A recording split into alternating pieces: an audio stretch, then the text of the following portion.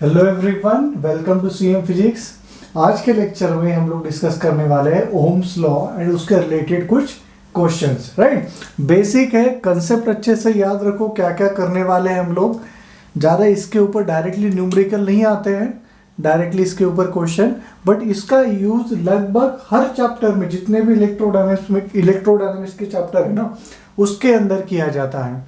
तो what is the definition, what is the statement of Ohm's law? लिखो, the current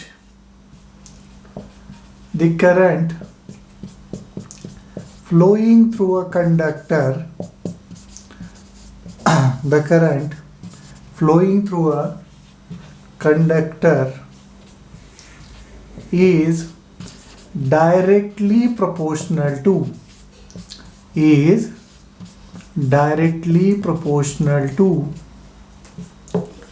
potential difference applied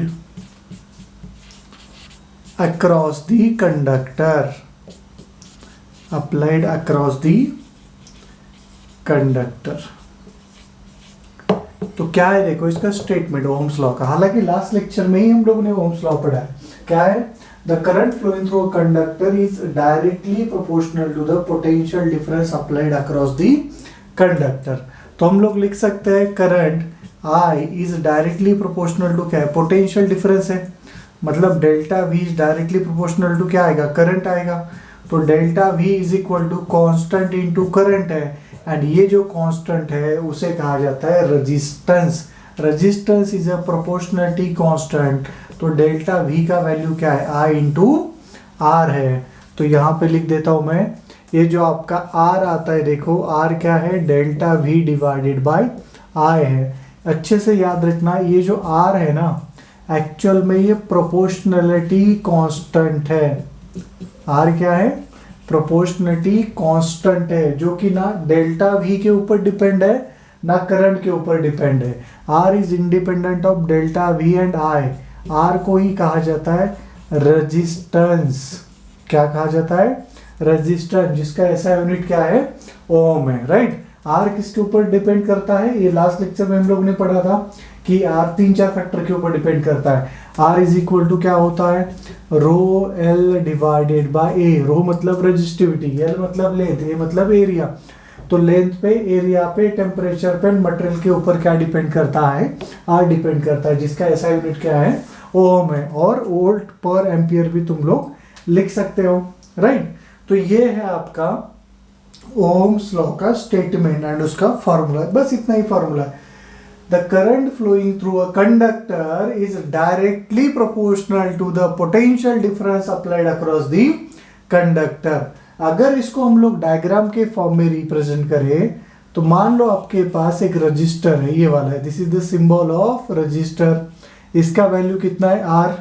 अभी ये register के दो टर्मिनल है, इस टर्मिनल का पोटेंशियल है V1 मान लो, इस टर्मिनल का पोटेंशियल है V2। Now we know that charge always flow from higher potential to lower potential, that is current always flow from higher potential to lower potential. मान लो V1 is greater than V2 दिए, तो current कहाँ से कहाँ flow होगा? तो current will flow from V1 से लेके V2। तो ये V1 V2 I and R का रिलेशन क्या आएगा? तो we can write delta V is equal to I into R। Delta V मतलब डिफरेंस इन पोटेंशियल। तो कहाँ से करंट जा रहा है? Higher potential minus lower potential is equal to क्या आएगा? I इंटू R आ जाएगा। तो ऐसे ही इसका यूज करना है, potential difference is equal to current into resistance. Right, R। Okay, चलो आगे बढ़ते हैं हम लोग। अभी इसके रिलेटेड ग्राफ पढ़ेंगे। ये जो ग्राफ है ना R का, डेल्टा V एंड I का, वो ग्राफ कैसे आता है?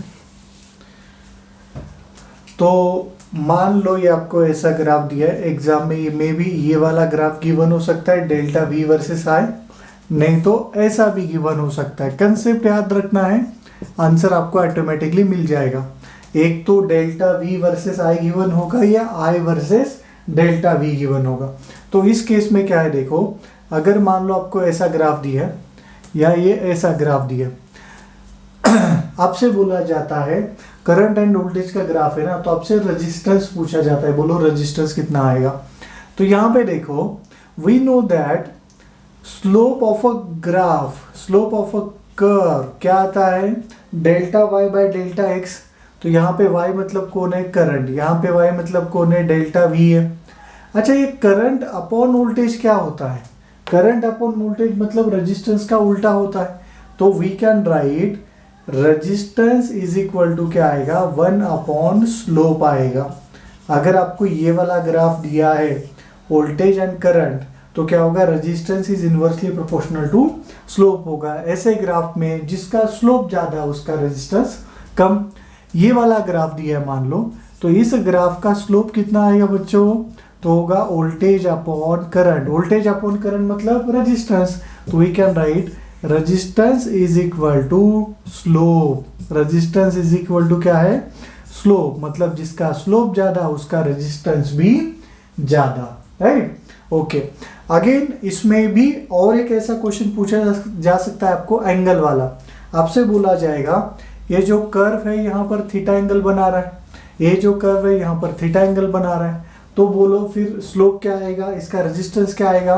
तो याद रखो स्लोप फाइंड करने के हमारे पास दो तरीके हैं, एक है D Y by D X and एक होता है स्लोप इज इक्वल टू, यहाँ पे लिख देता हूँ, स्लोप इज इक्वल टू होता है टैन थीटा।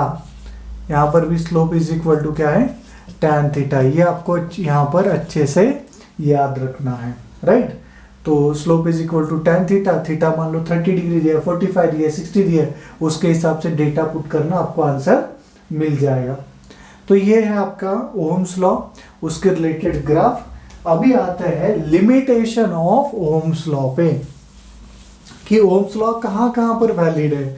हर जगह पे वैलिड है क्या है, तो कैसे करेंगे, नहीं है तो क्यों नहीं है, वो भी देखेंगे हम लोग। ये जो ओम्स लॉ है, ओम्स लॉ देखो यूनिवर्सल लॉ नहीं है, हर जगह पे अप्लाई नहीं होता। तो कहाँ पे अप्लाई होता है, लिखो लिमिटेशन ऑफ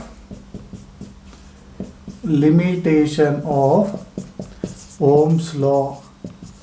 क्या है लिमिटेशन इसका, तो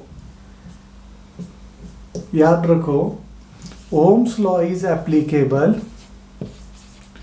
Ohm's law is applicable only for ohmic materials, ohmic materials, that is linear materials। अच्छा, ये ohmic material मतलब अभी क्या होता है, तो ऐसे मटेरियल जिसमें ओम्स लॉ एप्लीकेबल है, राइट। देखो अभी ये ohmic मटेरियल और लीनियर का मीनिंग क्या है। अगर आपके पास ये डेल्टा वी वर्सेस आई या डेल्टा वी वर्सेस आई, इसका ग्राफ एक लीनियर कर्व है, राइट। किसी भी मटेरियल के लिए अगर एक ग्राफ लीनियर ग्राफ है, तो उस केस में ओम्स लॉ आप लोग अप्लाई कर सकते हो। जैसे फॉर सिंप्लिसिटी मैं यहाँ पे डेल्टा वी लेता हूँ, यहाँ पर मैं आई ले लेता हूँ, राइट। तो इस केस में अगर हम लोग इसका किसी भी पॉइंट पे स्लोप निकालेंगे, तो हर पॉइंट पे स्लोप क्या आएगा, सेम आएगा, क्योंकि ये वाला एंगल हर पॉइंट पे क्या है, कांस्टेंट है। तो अगर ये ग्राफ एक लाइन है, एक स्ट्रेट लाइन है, तो उस केस में थीटा का वैल्यू कांस्टेंट है, मतलब स्लोप कांस्टेंट है, मतलब रेजिस्टेंस कांस्टेंट है। ऐसे मटेरियल के लिए हम लोग ओम्स लॉ अप्लाई कर सकते हैं, यही उसका लिमिटेशन है। उसे ही कहा जाता है लीनियर एलिमेंट्स। तो लीनियर एलिमेंट कौन है आपका, रजिस्टर है। कौन है, रजिस्टर है। तो रजिस्टर के केस में आप लोग डायरेक्टली किसका यूज कर सकते हो, ओम्स लॉ का यूज कर सकते हो। उसके बाद आता है what do you mean by non ohmic materials और नॉन लीनियर। तो ये है आपका linear curve, right. Non linear क्या होता है, वो कर्व देखो ऐसा है, ये आपका डेल्टा वी और ये आपका करंट, एंड ये वाला जो कर्व है ये किसके लिए है, नॉन ओमिक मटेरियल के लिए। अब ये नॉन ओमिक मटेरियल के अंदर आपका ओम्स लॉ एप्लीकेबल नहीं होता डायरेक्टली, राइट। जैसे यहाँ पे डायरेक्टली आप लोग अप्लाई कर सकते हो, वैसे यहाँ पर नहीं कर सकते, क्योंकि ये नॉन लीनियर कर्व है। तो उस केस में हम लोग क्या करेंगे, ये जो ग्राफ है ना, इसको डिवाइड करेंगे। हालांकि यहाँ पर भी हम लोग ओम्स लॉ अप्लाई करने वाले हैं, बट डायरेक्टली नहीं। हम लोग क्या करेंगे, इसको डिवाइड करेंगे छोटे छोटे पार्ट में। तो अगर मैं इतना सा ही छोटा पार्ट कंसिडर करूं तो देखो ये छोटा सा पार्ट क्या है, रेड कलर वाला पार्ट क्या दिखाई दे रहा है, एक स्ट्रेट लाइन दिखाई दे रहा है। एक स्ट्रेट लाइन मतलब यही वाला है ना, मतलब डायरेक्टली पूरे ग्राफ को मैं यहाँ पर ओम्स लॉ अप्लाई नहीं कर सकता, बट ये जो इतना सा छोटा पार्ट है, ये छोटे पार्ट का रेजिस्टेंस छोटा आर है मान लो, और डेल्टा वी बाय डेल्टा आई करके हम लोग इसको अप्लाई कर सकते हैं। अच्छा, नॉन ओमिक मटेरियल का एग्जांपल क्या है, तो डायोड, ट्रांजिस्टर। कहां पर पढ़ोगे आप सब कुछ, ये सेमीकंडक्टर चैप्टर के अंदर पढ़ोगे। तो नॉन ओमिक मटेरियल का एग्जांपल है diode and transistor. Ohmic material का एग्जांपल क्या है, रेजिस्टर, राइट। तो this is the limitation of Ohm's law. Ohm law is applicable only for ohmic material, that is linear elements. आ गया समझ में? चलो इसके ऊपर के हम लोग कुछ क्वेश्चन सॉल्व करते हैं। ये तो बोर्ड लेवल का हो गया स्टडी। क्वेश्चन में बच्चे जनरली कंफ्यूज हो जाते हैं इसके अंदर। क्यों कंफ्यूज होता है, और वो कंफ्यूजन दूर करने की कोशिश रहेगी मेरी अभी। देखो क्वेश्चन नंबर 1 आपको क्या दिया गया, 4 क्वेश्चन करेंगे हम लोग। चारों क्वेश्चन का स्टेटमेंट एक ही है। देखो मान लो ये आपको रेजिस्टेंस दिया है यहाँ पर 2 ओम का, यहाँ पे जो वोल्टेज है वो V1 दिया है मान लो 10 वोल्ट, यहाँ पे जो वोल्टेज दिया आपको दिया है मान लेना 2 वोल्ट। आपसे बोला गया कि करंट फाइंड करो यहाँ पर एंड करंट का डायरेक्शन। बाद में सेकंड जो क्वेश्चन दिया है उसके अंदर आपको बोला गया कि आपके पास यहाँ पर एक पोटेंशियल डिफरेंस है V1, वो कितना है 0 वोल्ट। यहाँ पर एक पोटेंशियल डिफरेंस है वो कितना है 5 वोल्ट है, यानी रेजिस्टेंस जो है उसका भी वैल्यू कितना है 5 ओम है। ये माइनस, चलो इसको 5 ही ले लो, राइट। ये हुआ सेकेंड। थर्ड क्वेश्चन के अंदर आपको क्या दिया गया है, और एक रेजिस्टेंस मान लो यहाँ पर, इसका वैल्यू है कुछ 2 ओम। यहाँ पे जो V1 है वो V1 आपको दिया है 10 वोल्ट एंड V2 आपको दिया है -6 वोल्ट। आपसे अगेन यहाँ पे पूछा गया बोलो करंट का वैल्यू कितना आएगा। यहाँ पर भी क्या पूछा है, करंट का वैल्यू कितना। नंबर 4 आपको यहाँ पे क्या बोला गया, देखो ये रेजिस्टेंस है अगेन 2 ओम का मान लो, यहाँ पे पोटेंशियल दिया आपको -10 वोल्ट एंड यहाँ पर पोटेंशियल दिया है आपको -6 वोल्ट, राइट। चलो अभी और एक लेके आए यहाँ पर, चलो और एक एग्जांपल लेते हैं इसके रिलेटेड। एग्जांपल नंबर 5, ये है 2 ओम, इसका वैल्यू दिया आपको 10 वोल्ट एंड इसका वैल्यू दिया आपको 10 वोल्ट। सारे एग्जांपल के अंदर हमें क्या फाइंड करना है, करंट फ्लोइंग। एक तो मैग्नीट्यूड बोलो और उसका डायरेक्शन क्या आएगा। नाउ वी नो दैट, देखो ओम्स लॉ क्या कहता है, I is equal to delta V by R, delta V divided by R, मतलब बड़ा पोटेंशियल माइनस छोटा पोटेंशियल डिवाइडेड बाय रेजिस्टेंस। तो इसके अंदर I क्या आ जाएगा, डेल्टा वी, ये बड़ा है ये छोटा है, तो 10 - 2 डिवाइडेड बाय 2 मतलब कितना 4 एम्पियर। अच्छा करंट कहाँ से कहाँ जाता है, तो higher potential to lower potential, तो करंट देखो ऐसे जाएगा। This is the direction of current, right. Okay, यहाँ पे अभी आ जाओ, इसके लिए कैसे आएगा, I is equal to delta V by R. अभी करंट कहाँ से कहाँ जाएगा, V1 से V2 है, V2 से V1, तो हाइयर टू लोअर जाएगा। हाइयर कौन है 5, लोअर कौन है 0, तो करंट का डायरेक्शन ये वाला होगा 5 वोल्ट टू 0 वोल्ट, तो 5 - 0 डिवाइडेड बाय 5 मतलब ये क्या आएगा 1 एम्पियर। तो 1 ampere current will flow from V2 to V1। यहाँ पे देखो I इज इक्वल टू, हाँ करंट कहाँ से कहाँ जाएगा 10 से -6, तो 10 - -6 डिवाइडेड बाय 2, ये 16/2 मतलब कितना आएगा 8 एम्पियर। तो current will flow from V1 से लेके V2 तक। कोई डाउट, राइट। इसमें थोड़ा सा गलती हो सकता है, ये आप लोग प्लस साइन पुट करोगे, वहां पे माइनस ही लेना है। यहाँ पे देखो, यहाँ पे करंट -10 है -6, कौन बड़ा कौन छोटा, ये प्लस माइनस मत देखते जाओ, कौन बड़ा कौन छोटा देखते जाओ, गलती दिक्कत ये प्लस माइनस ही क्रिएट करेगा आगे जाके। इसलिए याद रखो हमेशा बड़ा पोटेंशियल छोटा पोटेंशियल देखो। तो -6 is greater as compare to -10, तो ये चला जाएगा ऐसे, तो I का वैल्यू क्या आएगा -6 - -10 डिवाइडेड बाई 2, -6 + 10 कितना 4, 4/2, 2 कितना 2 एम्पियर, राइट।